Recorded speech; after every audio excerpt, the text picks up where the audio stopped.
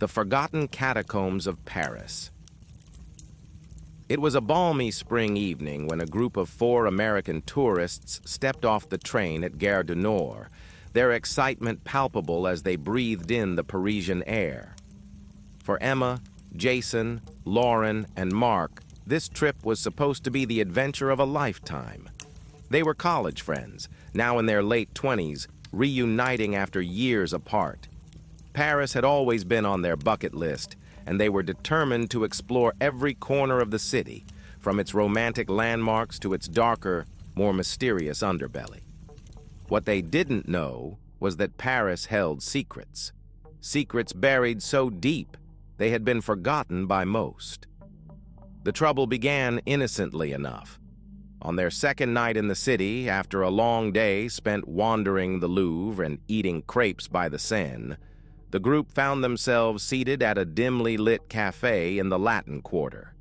Jason, the self-proclaimed history buff of the group, had read online about Paris's infamous catacombs and was eager to see them. "I'm telling you," he said, leaning in with a grin, "there are miles of underground tunnels. Some of them are unexplored. People have gone in and never come out." Emma rolled her eyes but couldn't hide her curiosity. "Are they even open to the public?" "There's an official tour," Jason admitted. "But I read about this entrance off the books. It's supposed to be more authentic." Lauren frowned. "Jason, that sounds like a terrible idea. Breaking into underground tunnels? Isn't that illegal?"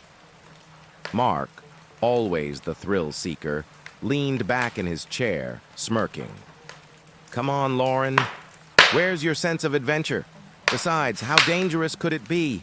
It's just tunnels." And so, against Lauren's better judgment, the group decided to seek out this so-called authentic entrance. A gateway to the unknown. The following night, armed with flashlights and a vague set of directions Jason had found in an obscure online forum, the friends ventured into the outskirts of the city. The directions led them to a crumbling old building tucked away in an industrial district. The area was eerily quiet, the hum of the city fading as they approached. "This doesn't look like a tourist spot," Emma muttered, gripping her flashlight tightly. "It's not supposed to," Jason replied. "That's the point." The entrance was hidden behind a rusted metal gate. A faded warning sign in French read, "Danger, do not enter." Below it, someone had spray-painted in red, "Les morts vivants," the dead watch. "Cheery," Lauren muttered, her voice shaking slightly.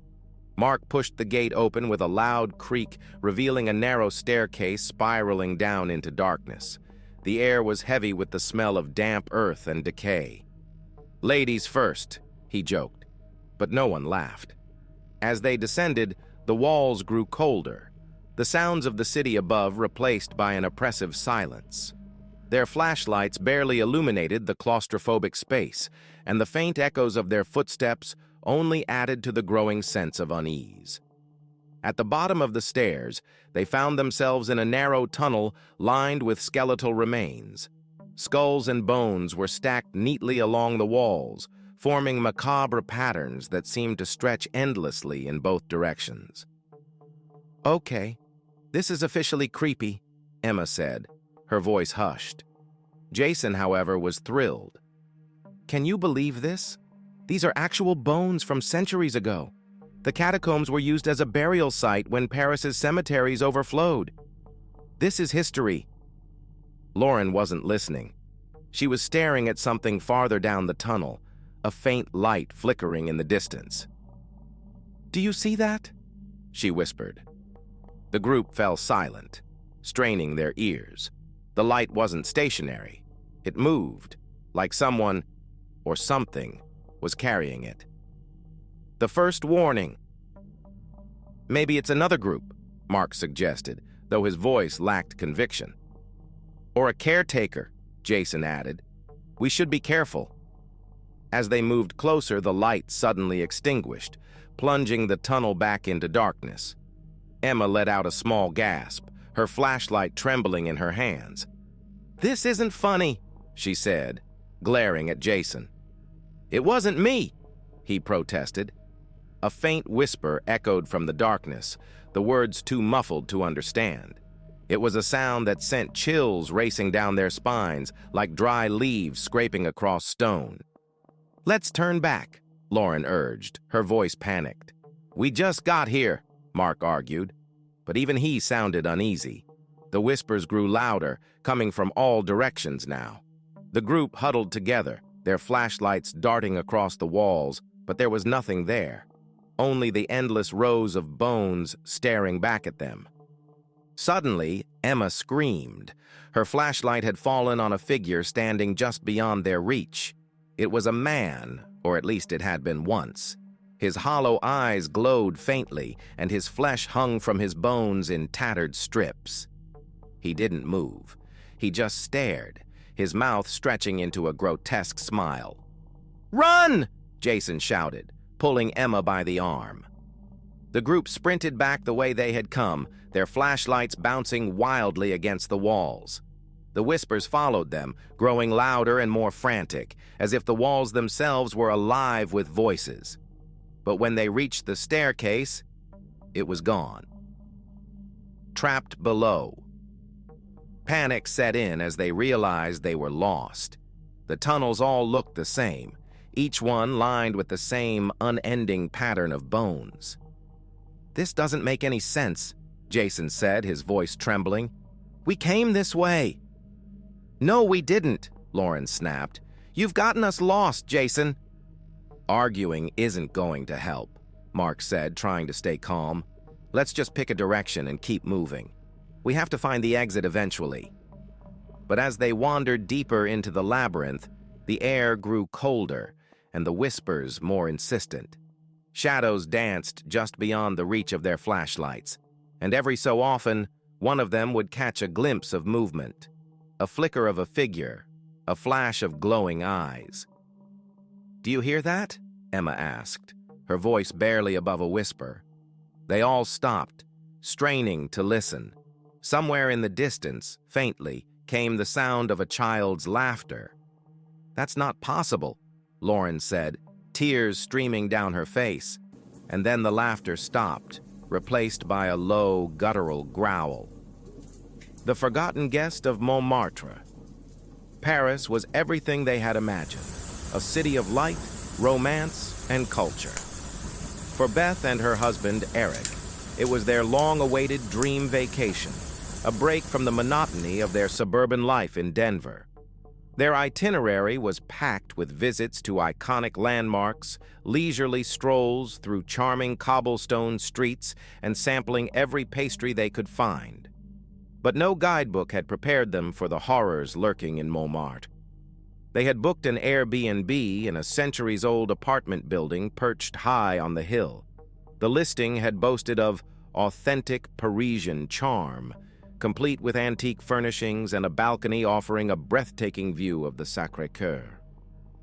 When they arrived, the host, a wiry man named Alain, greeted them with a smile that didn't quite reach his eyes. "The apartment is on the 5th floor," Alain said, handing them a heavy brass key. "There is no elevator, I'm afraid, but the view is worth it." The climb was brutal after a long day of travel, but the apartment was beautiful, just as the photos had promised. Beth immediately fell in love with the arched windows and the way the golden sunset bathed the room in warmth. "This place is perfect," she said, spinning in the middle of the room. Eric nodded, though he looked less enthused. "It's great, just feels a little cold in here." Beth laughed. "It's an old building. What did you expect? Let's get unpacked." But Eric couldn't shake the unease that prickled at the back of his neck. The locked door. As they settled in, Eric noticed something odd. There was a small wooden door in the corner of the living room, half hidden behind a tall, dusty bookshelf. "Hey, did you see this?" he called to Beth. She joined him, peering over his shoulder. The door was padlocked, with a tarnished brass plate above it that read, "In French, ne pas ouvrir." "What does that mean?" Beth asked. Eric frowned. "Don't open, or maybe, do not enter." "Creepy," Beth said with a shiver. "But I guess it's probably just a storage closet or something. You know how Airbnb hosts can be weird about their personal stuff." Eric nodded but couldn't shake the feeling that something was off. The padlock looked ancient, its surface pitted with rust, as though it hadn't been touched in decades. "Let's just leave it alone," Beth said firmly, pulling him away. Eric agreed, though reluctantly. But as the evening wore on, his curiosity gnawed at him. A night disturbed. That night, they were woken by a strange sound. It was faint at first, a soft scraping like fingernails on wood. "Do you hear that?" Eric whispered, sitting up in bed. Beth groaned, pulling the blanket over her head. "It's an old building, probably just pipes or something." But Eric wasn't convinced. The sound was too deliberate, too rhythmic. It seemed to be coming from the living room. Unable to ignore it, he got out of bed and crept toward the source of the noise. The apartment was eerily quiet, the faint glow of the streetlights casting long shadows on the walls. The sound grew louder as he approached the small wooden door. "Eric?" Beth's voice called from the bedroom, startled. He turned to reassure her, but before he could respond, the sound stopped abruptly. The silence that followed was oppressive, heavy with an unspoken threat. Eric backed away from the door and returned to the bedroom, but sleep didn't come easily that night. The whispering door.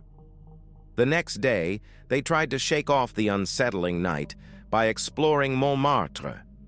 They visited the Artists' Square, sipped coffee at a bustling cafe, and marveled at the view from the Sacré-Cœur. But even in the bright daylight, Eric couldn't forget the strange noise. He found himself distracted, glancing at Beth with growing unease. "Eric, you're acting weird," she said over dinner. "Are you still thinking about the door?" He hesitated but nodded. "I don't know why, but it's bothering me. There's something wrong about it." Beth sighed. "It's just a door, Eric. Let it go." That night, the sounds returned. But this time, they were louder. Beth heard it too, and she sat bolt upright in bed, her face pale. "Okay, that's not pipes." The scraping was joined by a faint whisper, low and unintelligible. It seemed to seep through the walls, growing louder with each passing moment. Eric grabbed a flashlight and stormed into the living room, determined to confront whatever was causing the noise. The whispering stopped as soon as he entered. The small door stood in its corner, silent and unmoving. But now, the padlock was lying on the floor, broken, behind the door. "Eric, don't!"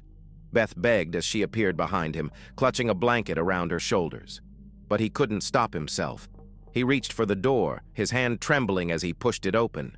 The air that escaped was damp and foul, reeking of rot. Behind the door was a narrow staircase spiraling down into darkness, much older than the apartment itself. The stone steps were uneven and slick, and faint scratches lined the walls, as though something had clawed at them in desperation. "What the hell is this?" Beth whispered. Eric shone the flashlight down the stairs, but the beam seemed to be swallowed by the darkness. "We should call Alain," Beth said, backing away. But Eric was already descending the stairs. "Eric!" Beth hissed, but he ignored her, his curiosity overpowering his fear. The stairs ended in a small chamber, the walls covered in strange, jagged symbols carved into the stone.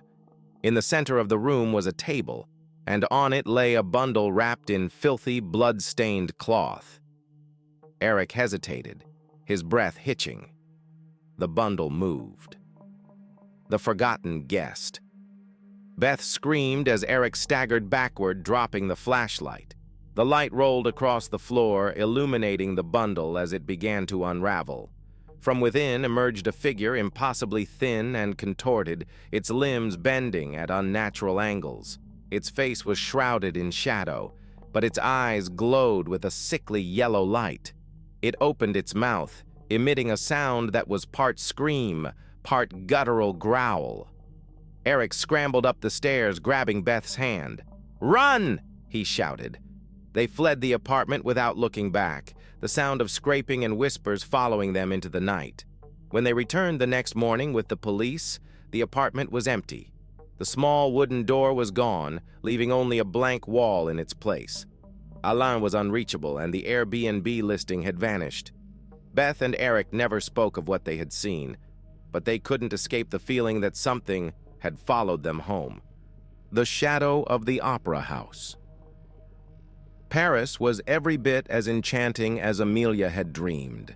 She had always been drawn to the mystique of the city, its cobbled streets and whispered legends. This trip was meant to be her escape, a solo vacation after her divorce, a chance to rediscover herself amidst art, history, and beauty. Her itinerary was deliberately unstructured. Amelia wanted to wander where her feet took her, whether through bustling marketplaces or quiet museums. But on her second day, as she sipped wine at a café near the Opéra Garnier, she overheard a conversation at the table beside her. Two locals, speaking in hushed tones, seemed to be arguing. Amelia's French was passable, and she caught fragments of their exchange. The underground lake, another disappearance, and never go alone. Intrigued, she leaned closer, pretending to scroll through her phone. "I'm telling you, it's real," one of them insisted. "The lake exists, and it's cursed." "Enough," the other replied sharply. "Do you want people to think you're insane? Forget it." The mention of an underground lake stayed with Amelia long after the conversation ended. She had heard of the subterranean reservoir beneath the Opéra Garnier, an architectural curiosity that had inspired myths about the Phantom of the Opera. The rational part of her dismissed the idea of a curse as nonsense. Still, something about the mystery tugged at her. She decided to find it. A forbidden path. The next morning, Amelia booked a backstage tour of the Opéra Garnier. Her guide, a woman in her 50s with a clipped manner, led a small group through the building's opulent halls and hidden corridors. The marble staircases, gilded ceilings, and crystal chandeliers were breathtaking, but Amelia's attention was elsewhere. "Excuse me?" she asked, raising her hand as the group paused in a rehearsal room. "Is it true there's a lake beneath the opera house?" The guide stiffened. "The reservoir, you mean?" "Yes, it exists. It was built in the 19th century to stabilize the foundation, but it is not part of the tour." "Why not?" The guide hesitated, then gave a tight smile. "It is inaccessible and unsafe. Now, if you'll follow me..." Amelia lingered at the back of the group, her curiosity growing. She noticed a heavy wooden door near the edge of the room, slightly ajar. Beyond it, a dimly lit staircase spiraled downward. She glanced at the guide, who was busy explaining the history of the opera house to the others. Then, heart pounding, Amelia slipped through the door and began to descend. The descent. The air grew colder as Amelia made her way down the narrow staircase. Her footsteps echoed off the stone walls, and the faint scent of damp earth filled her nostrils. The staircase ended in a long corridor, its walls slick with moisture. Bare bulbs hung from the ceiling, their light flickering as if struggling to stay alive. She hesitated, suddenly aware of how far she had ventured. This was foolish, she thought. Dangerous, even. But the pull of the unknown was stronger than her fear. The corridor led to another set of stairs, these ones steep and uneven. At the bottom, she found herself standing on the edge of a vast underground lake. The water was black and still, reflecting the faint glow of the overhead lights. The air was heavy with silence, broken only by the distant sound of dripping water. Amelia stepped closer, peering into the depths. She thought she saw movement, a ripple across the surface, too large to be caused by a drop of water. "Hello?" she called out, her voice trembling. The only response was the echo of her own voice. The Watcher, beneath the water. Amelia turned to leave, but something caught her eye. A rowboat, half hidden in the shadows, was moored to a rusty iron post. It was old and battered, but it looked sturdy enough. Against her better judgment, she climbed into the boat and pushed off from the shore. The water was icy cold, and each stroke of the oar sent ripples spreading into the darkness. As she ventured farther from the shore, the air seemed to grow heavier. The faint light from the corridor behind her faded, leaving her surrounded by darkness. And then she heard it. A soft splash, followed by the faintest hint of movement beneath the water. Amelia froze, her breath catching in her throat. She peered over the edge of the boat, but the water was too dark to see anything. "Is someone there?" she whispered, her voice barely audible. The splash came again, closer this time. She gripped the oar tightly, her heart pounding. Just as she began to row back toward the shore, something brushed against the bottom of the boat. It was a gentle nudge, but it sent a wave of terror crashing over her. The lurking shadow. The boat began to rock, as though something was circling it beneath the surface. Amelia's breaths came in shallow gasps as she struggled to stay calm. And then she saw it. A face emerged from the water, pale and bloated, its eyes wide and unblinking. It stared at her for a moment, its lips twisting into a grotesque smile. Amelia screamed, dropping the oar as she scrambled to the far side of the boat. The figure disappeared beneath the surface, but the rocking continued, more violent now. "Help!" she shouted, her voice echoing off the cavern walls. The boat tipped suddenly, throwing her into the freezing water. The cold was a shock to her system, stealing the air from her lungs. She thrashed wildly, her limbs heavy and sluggish. Something grabbed her ankle. She kicked and screamed, but the grip was unrelenting. She was pulled downward, the murky water closing over her head. The opera's secret. Amelia woke on the stone shore, coughing up water and gasping for air. Her clothes were soaked, and her body ached. She looked around, disoriented. The rowboat was gone, and the lake was perfectly still once more. A soft laugh echoed through the cavern, low and mocking. Amelia scrambled to her feet, her heart racing. She ran back up the stairs, her wet shoes slipping on the stone. When she finally burst through the door into the rehearsal room, the guide and the rest of the group were gone. The opera house was silent, the halls dark and empty. Amelia fled into the night, vowing never to speak of what she had seen, but she couldn't forget the laughter or the face in the water. And late at night, in the silence of her apartment, she sometimes felt the cold grip of unseen hands, the clockmaker's curse. When Sam and Olivia arrived in Paris, they were determined to experience more than just the usual tourist traps. Married for 3 years, they prided themselves on finding hidden gems wherever they traveled. While others flocked to the Eiffel Tower and Notre Dame, Sam scoured travel forums and niche blogs for unique recommendations. That's how they found themselves in the Marais district, standing outside a narrow, unassuming shop tucked between 2 weathered stone buildings.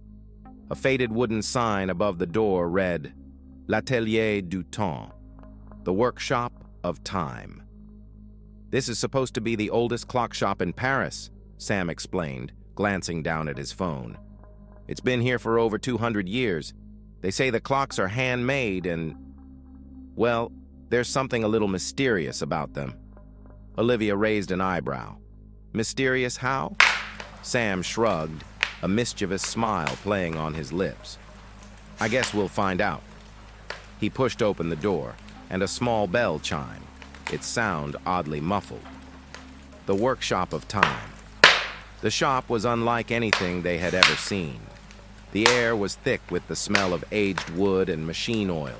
Every surface was covered with clocks. Ornate grandfather clocks with intricate carvings, delicate mantel clocks adorned with gilded cherubs, and pocket watches glinting like tiny treasures. The ticking was overwhelming. It came from every direction, blending into a disorienting symphony that made Olivia's head spin. "Hello?" Sam called out, his voice sounding strangely muted.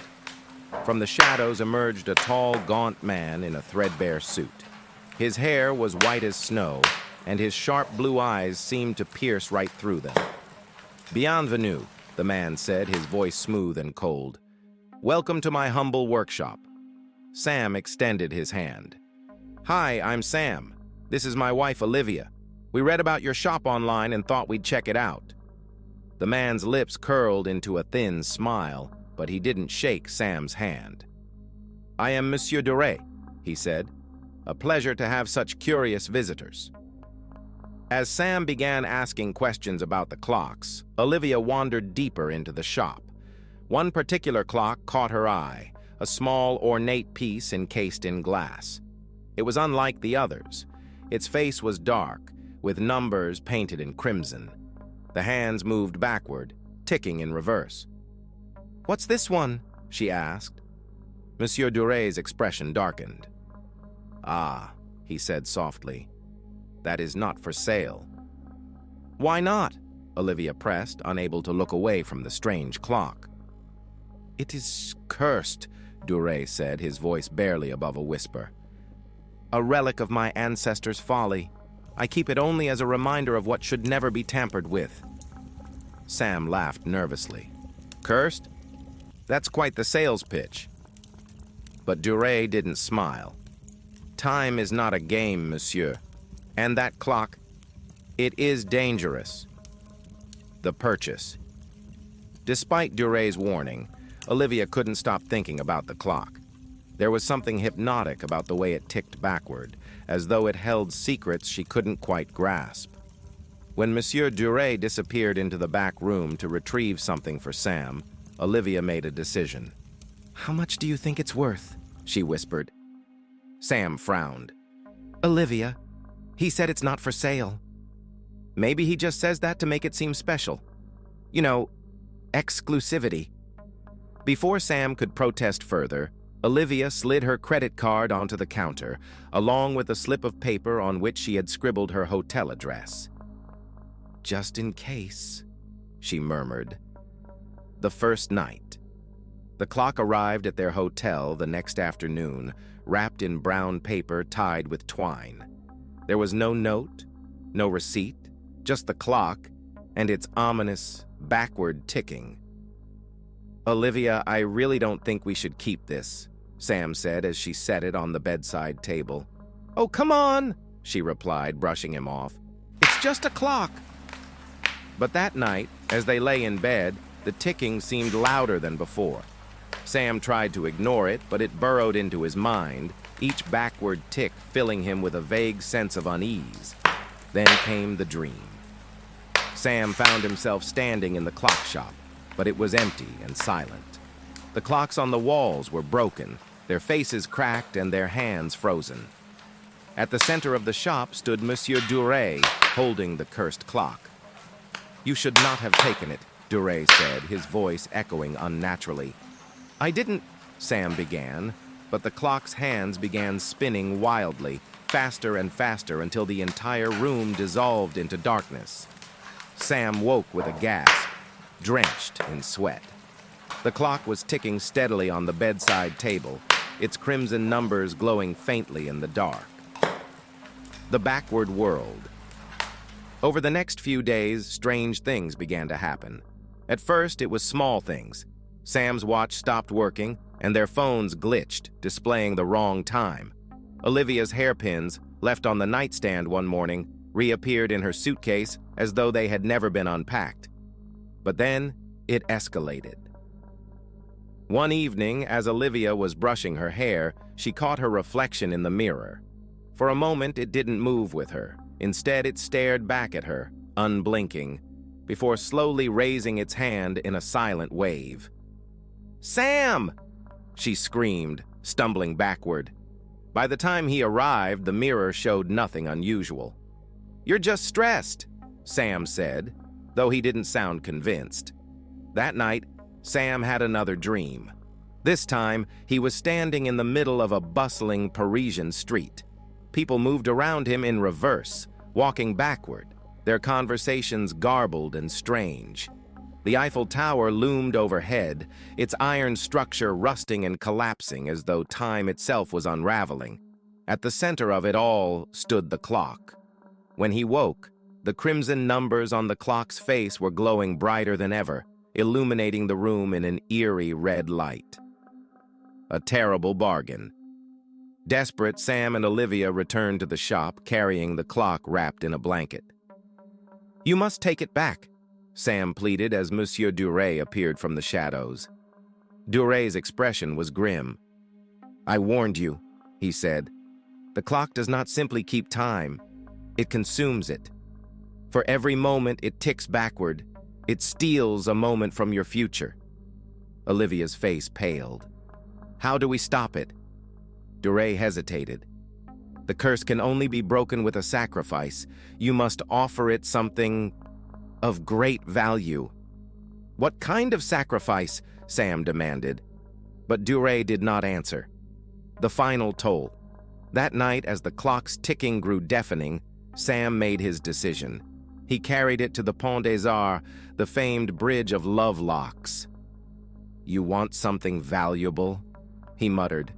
"Then take this." With a deep breath, he hurled the clock into the Seine. For a moment, the world seemed to hold its breath.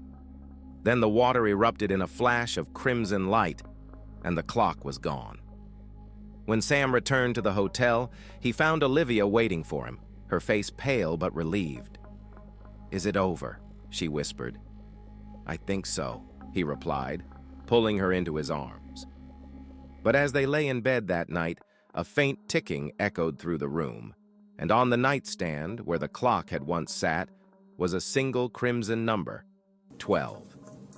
The painter of Rue des Ombres. For Chloe and Ben, a young couple from New York, Paris was the city of dreams. They had planned their trip meticulously, every moment meant to celebrate their engagement.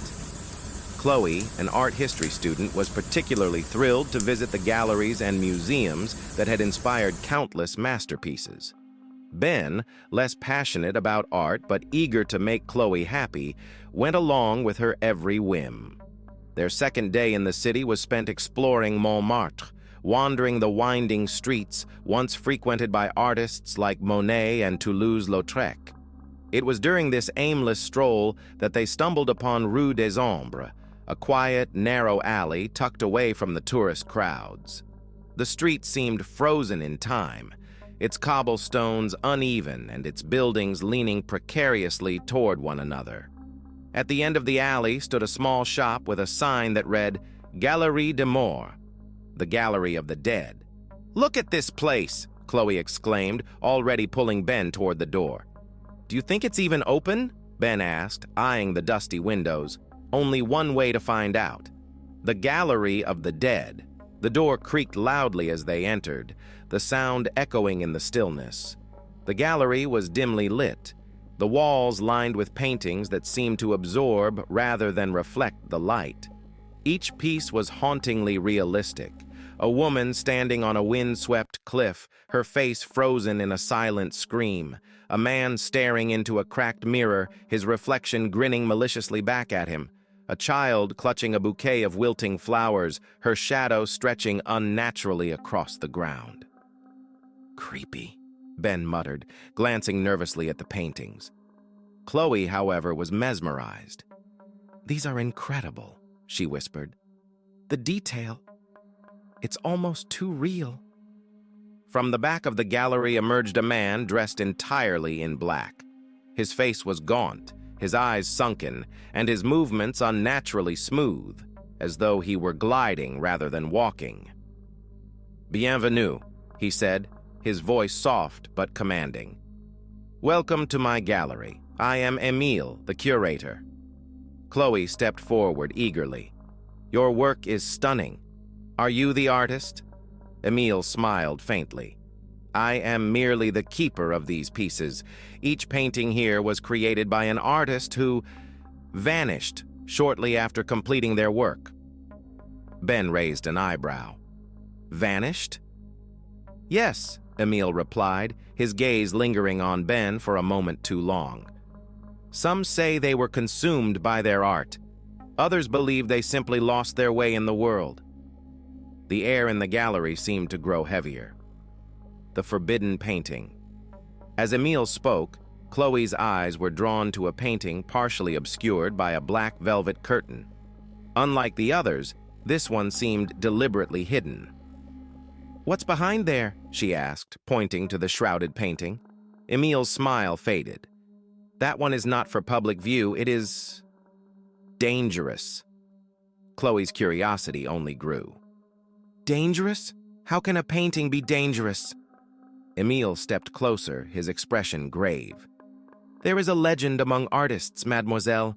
Some works are so powerful, so full of life, that they trap the souls of those who behold them.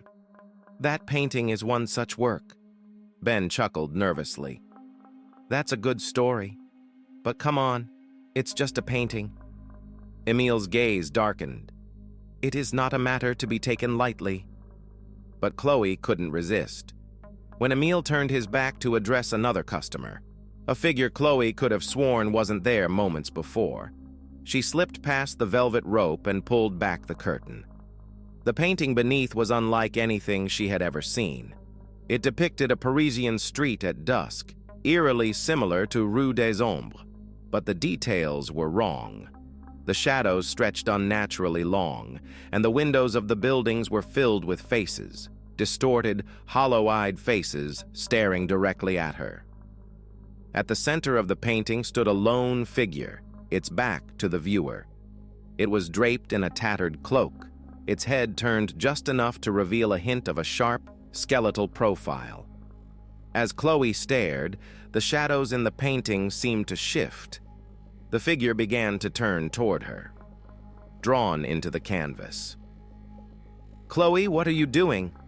Ben's voice snapped her out of her trance. She turned to find him standing beside her, his face pale.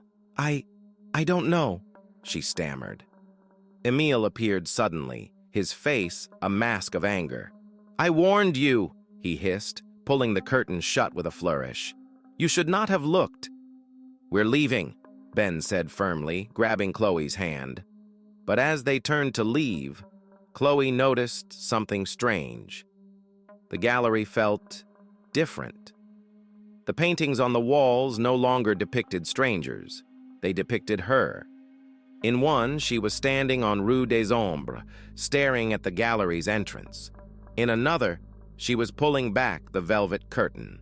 And in the last, she was standing in front of the forbidden painting, her eyes wide with terror. The hotel on Rue Sepulcre. When Madison and her younger brother Ryan arrived in Paris, the city felt like a fresh start. They'd decided to take this trip together after the recent loss of their mother, hoping that the beauty of Paris would provide a brief escape from their grief. Madison, ever the planner, had booked a charming boutique hotel she found online, one with glowing reviews and promises of old-world charm. The hotel, called l'Hôtel du Sommeil, or the Sleep Hotel, was located on a narrow street called Rue Sepulcre. The name translated to Street of the Sepulchre, which Madison found slightly unsettling, but brushed off as a quirk of old Paris. When they arrived, the building was grand but faded, its stone facade darkened by time and weather. A wrought iron sign creaked gently in the breeze, and the front door was a heavy slab of wood that groaned on its hinges. Inside, the air was thick with the scent of lavender and something more subtle, metallic, and sharp. The receptionist, an older woman with pale skin and a disconcertingly wide smile, greeted them warmly. "Welcome," she said, sliding a tarnished brass key across the counter. "Room 307. I trust you'll find your stay unforgettable." The oddities begin. The room was beautiful in an eerie way. The furniture was antique, with intricate carvings on the bedposts and wardrobe. The wallpaper was deep red, patterned with swirling black vines. A gilded mirror hung on the wall opposite the bed, its glass slightly warped. "Creepy but cool," Ryan said, tossing his backpack onto the bed nearest the window. Madison laughed. "It's just old, authentic Parisian charm, remember?" As night fell, the siblings decided to stay in, too tired from their journey to explore the city.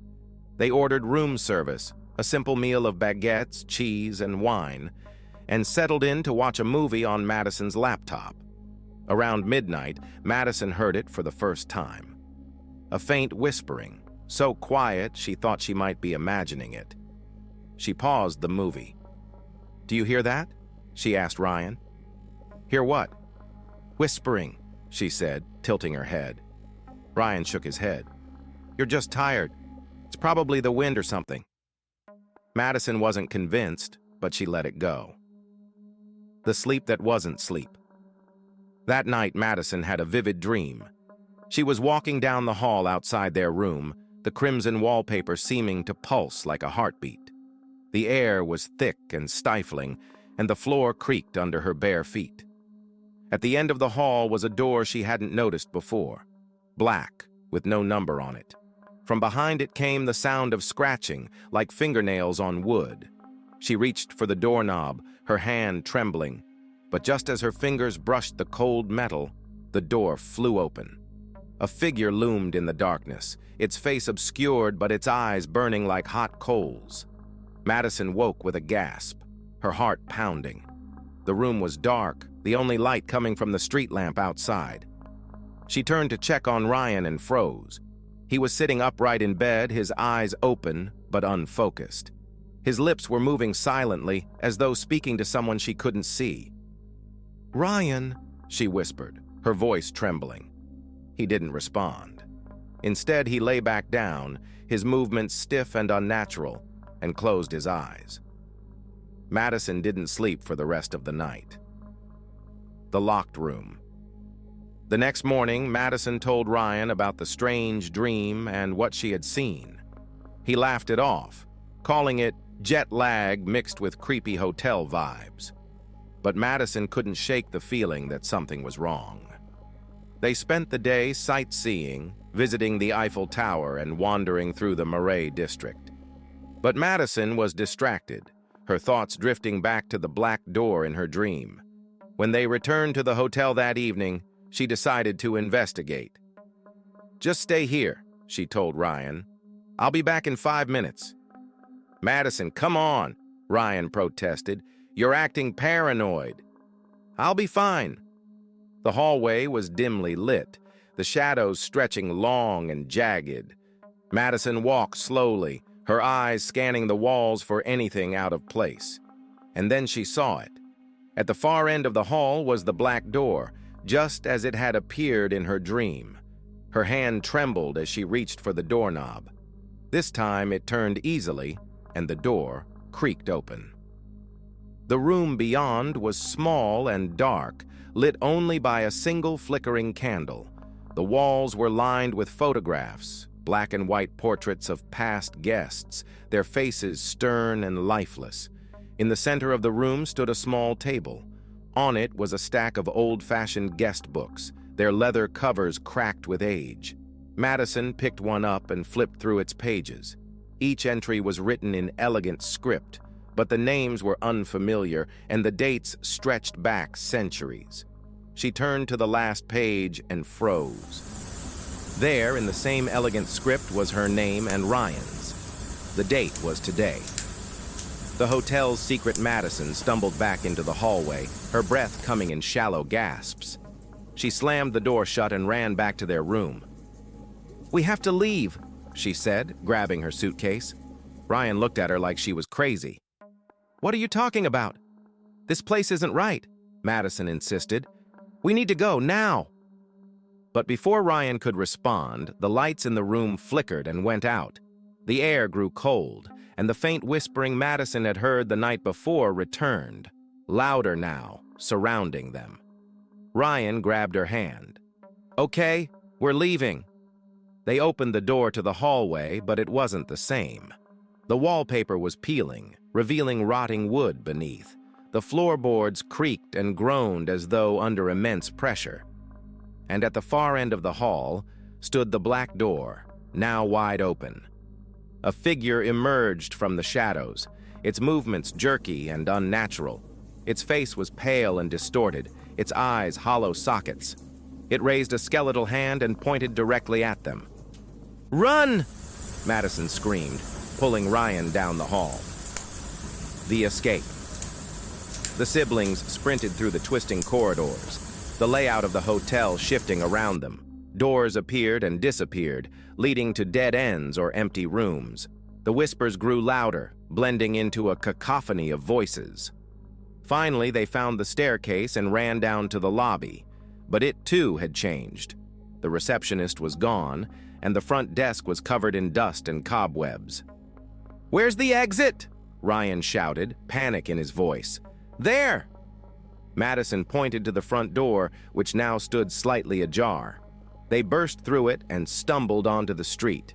The air outside was fresh and cool, the sounds of Paris returning like a distant melody. When they turned back to look at the hotel, they found nothing. The building was gone, replaced by an empty lot overgrown with weeds. "Madison?" Ryan whispered, holding up his phone. The screen displayed a notification. "Check-in confirmed, L'Hôtel du Sommeil, enjoy your stay." The vanishing tourists of Père-Lachaise. Paris is a city of the living, bustling with energy and light. But it is also a city of the dead, where centuries of history lie beneath the cobblestones in sprawling catacombs and shadowy cemeteries. Madison and Trevor, two friends from Boston, were drawn to this darker side of Paris. Trevor, a self-proclaimed paranormal enthusiast, insisted they visit Père-Lachaise, the city's most famous cemetery. Madison, skeptical but intrigued, agreed to tag along. "People say it's haunted," Trevor said as they approached the massive iron gates of the cemetery. "Apparitions, shadows that move on their own, even whispers in the wind." "Sounds like tourist bait to me," Madison replied, though she couldn't deny the shiver that ran down her spine. The cemetery was vast, a labyrinth of narrow pathways winding between elaborate tombs and crumbling headstones. The air was heavy with the scent of damp earth and decaying leaves, and the late afternoon sunlight struggled to pierce the dense canopy of trees. "Let's see if we can find Jim Morrison's grave," Trevor said, consulting a faded map he'd printed out. As they ventured deeper into the cemetery, Madison couldn't shake the feeling that they were being watched. The lost path. The pair wandered for what felt like hours, the cemetery seeming to stretch endlessly in all directions. The map was little help, its markings faded and imprecise. "I think we're going in circles," Madison said, glancing nervously over her shoulder. "Nah, we're fine," Trevor replied, though his voice lacked its usual confidence. The sun dipped lower, casting long shadows that danced across the tombstones. The air grew colder, and a strange silence settled over the cemetery. "That's weird," Trevor said, stopping suddenly. "What?" "I don't hear the city anymore." Madison realized he was right. The faint hum of traffic and distant voices that had accompanied them earlier was gone. All she could hear was the crunch of gravel underfoot and the occasional rustle of leaves. And then came the whispering. It was faint at first, like the sigh of the wind through the trees. But as they walked, the sound grew louder, more distinct. It was a chorus of voices, speaking in hushed tones and overlapping languages. "Okay, that's creepy," Madison muttered, pulling her jacket tighter around her. Trevor grinned nervously. "Maybe it's just the wind?" "Trevor, that's not the wind." The forgotten crypt. The path led them to a clearing where a massive crypt stood, its stone facade covered in moss and cracked with age. Unlike the other tombs they had passed, this one was in complete disrepair, as though it had been abandoned for centuries. "What's that?" Madison asked, pointing to a carving above the door. Trevor squinted, brushing away the grime to reveal an inscription in Latin. "Qui intrat hic relinquit tempus sum." "What does it mean?" Madison asked. Trevor hesitated. "Roughly, who enters here leaves their time behind." "Charming," Madison said, backing away. "Let's not stick around." but Trevor was already reaching for the heavy iron door. "Trevor, don't!" Before she could stop him, the door creaked open, revealing a dark, yawning staircase that descended into the earth. "This is incredible," Trevor said, his voice filled with awe. "Nope, we're not doing this," Madison said firmly. "We need to go back before it gets dark." Trevor ignored her, pulling out his phone to use as a flashlight. "Just a quick look," he said, disappearing down the stairs. Madison hesitated, cursing under her breath before following him. The endless stairs. The staircase spiraled downward, the air growing colder and more oppressive with each step. Madison's footsteps echoed unnaturally, as though the space around them was far larger than it appeared. "Trevor, this is insane," she hissed. "We don't even know where this leads." "It's probably an old family crypt," Trevor replied, his voice distant.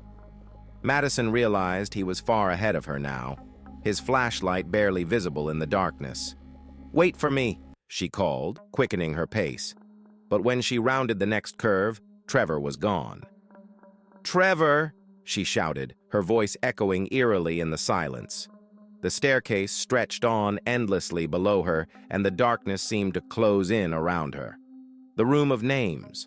Just as panic began to set in, the staircase ended abruptly, opening into a cavernous chamber. The walls were lined with niches, each one filled with a flickering candle. In the center of the room stood a massive stone table, its surface etched with countless names. Madison approached cautiously, her breath catching in her throat as she read the inscriptions. The names were paired with dates, births and deaths spanning centuries. And then she saw it. Her name, Madison Clark. Born 1995. Died. The date was blank, the space beside it empty. She stumbled back, her pulse racing.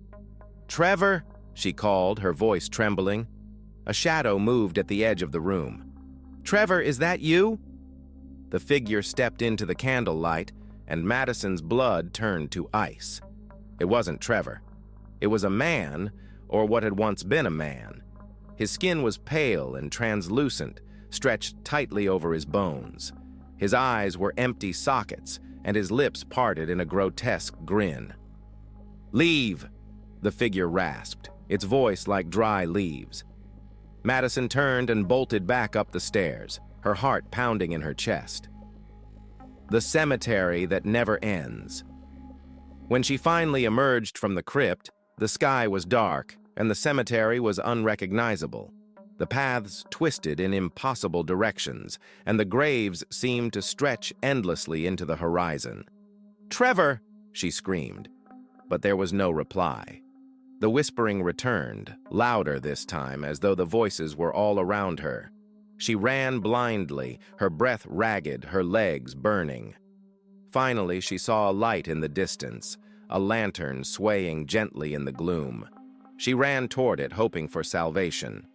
The lantern was held by an old groundskeeper, his face shadowed beneath a wide-brimmed hat. "Help me!" Madison gasped. The man nodded slowly. "You shouldn't be here," he said, his voice low and gravelly. "I'm looking for my friend," Madison said. "He's lost." The groundskeeper shook his head. "The cemetery keeps who it chooses." Before Madison could reply, the man turned and walked away, the lantern's glow fading into the darkness. The missing friend. Hours later, just before dawn, Madison stumbled out of Père Lachaise and into the streets of Paris. She was disheveled, trembling, and alone. She went to the police, but when they returned to the cemetery, there was no sign of Trevor. The crypt she described didn't exist, and the officers dismissed her story as hysteria. Weeks later, back in Boston, Madison received a package in the mail. It contained a photograph of the stone table in the crypt. Her name was still etched into the surface. Beside it, a new name had been added, Trevor Nash, born 1997, died 2025, The Alchemist's Apartment. When Claire and Michael arrived in Paris, they were determined to explore the city's hidden history, Unlike most tourists, they weren't interested in the Eiffel Tower or the Louvre. Instead, they sought out obscure stories, the strange, the eerie, and the forgotten. Their search led them to the Marais district, where a faded flyer pinned to a cafe bulletin board caught their attention. The Alchemist's Secrets. Discover the forbidden laboratory of Nicolas Verdun. Tours by appointment only. The name Nicolas Verdun was unfamiliar to them, but a quick online search revealed he was a 17th-century alchemist who had lived in Paris. According to legend, Verdun had sought the secret of immortality and vanished under mysterious circumstances. "I'm booking this," Claire said, her excitement palpable. Michael hesitated. "I don't know. It sounds fake." "Exactly. It'll be fun to find out," she replied with a grin. The meeting at dusk.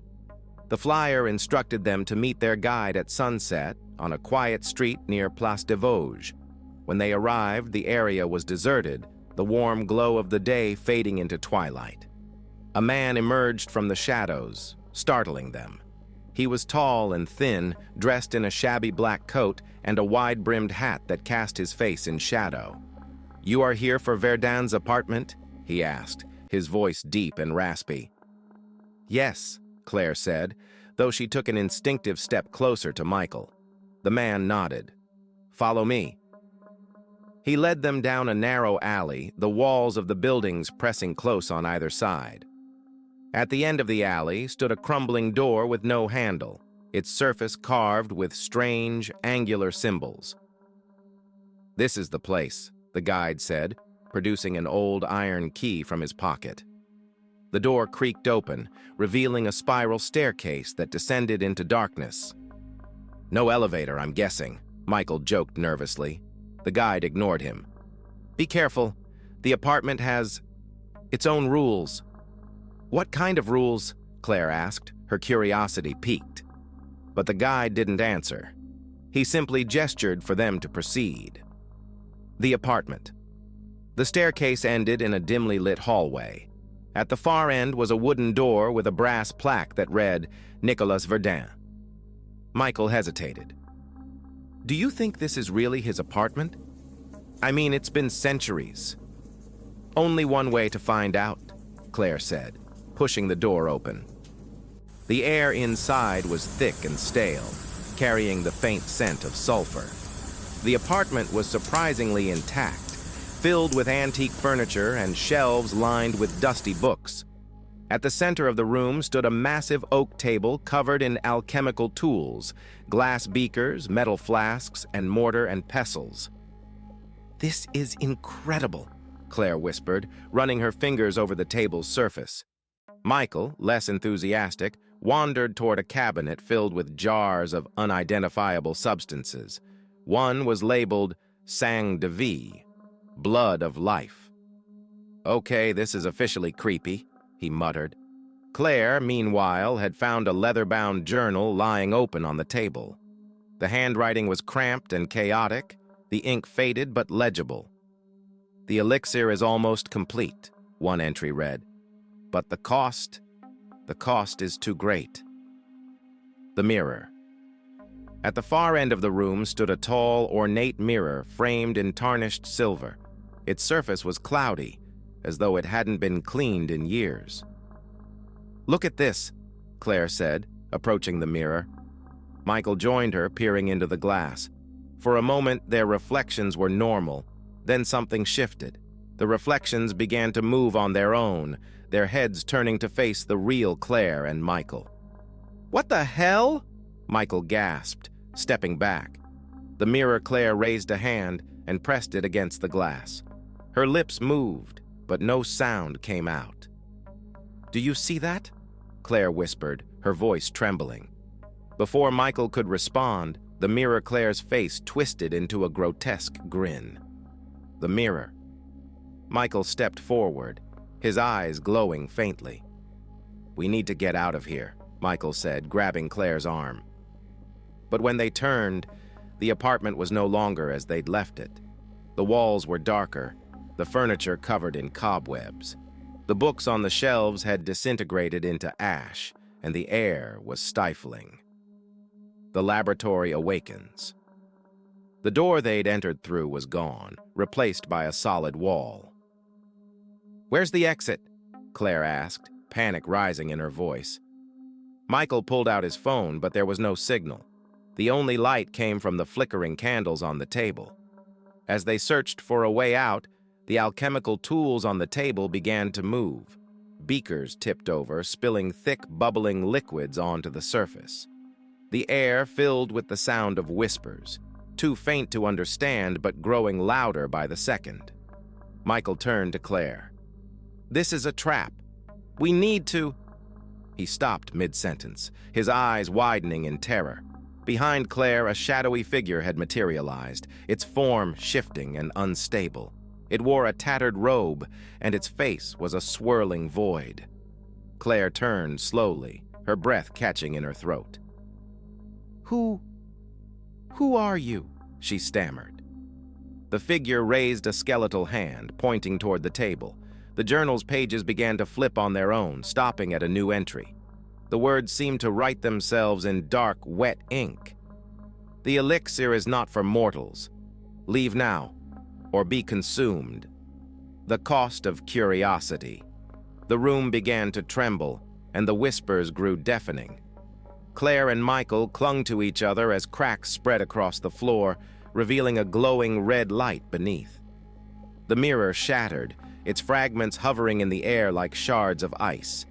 Each fragment reflected a different version of the room, some empty, some filled with shadowy figures, and one showing Claire and Michael lying lifeless on the floor. "Stop!" Claire shouted, though she wasn't sure who or what she was pleading with. The shadowy figure stepped closer, its void-like face inches from hers. For a moment, she felt as though it was peering into her soul, weighing her worth. Then, as suddenly as it had appeared, the figure vanished. The room fell silent, the trembling ceased, and the apartment returned to its original state. The exit door reappeared, slightly ajar. "Let's go," Michael said, his voice shaking. Claire hesitated, her gaze lingering on the journal. "Claire, leave it," Michael urged.